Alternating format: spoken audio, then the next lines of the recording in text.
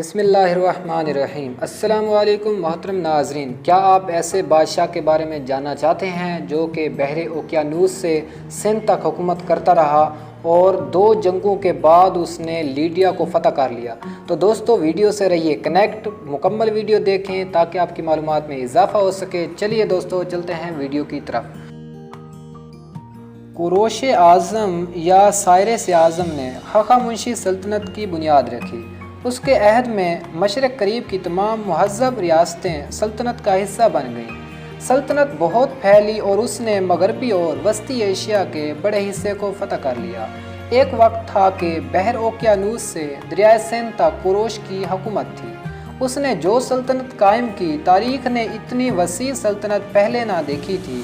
وہ کم و بیش 30 برس حکمران رہا۔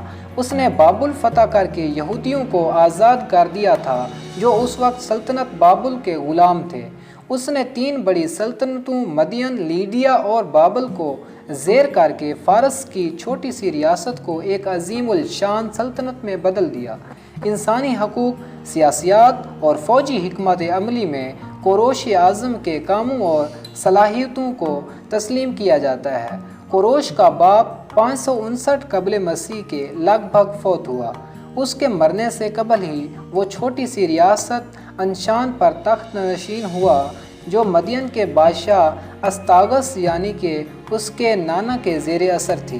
کوروش نے بابل کے بادشاہ کے ساتھ ساز باز کر کے مدین کے خلاف بغاوت کر دی۔ چنانچہ ایک سرگزشت کے مطابق اس کے نانا نے اپنے وزیر ہارپاگس کی زیر قیادت مدین کی فوج سے انشان پر حملہ کر دیا۔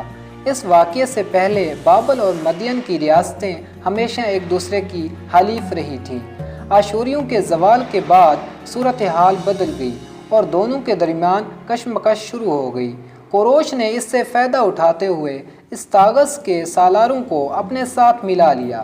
لڑائی 3 سال چلتی رہی اور بالآخر فوج نے استاغس کو گرفتار کر کے کوروش کے حوالے کر دیا۔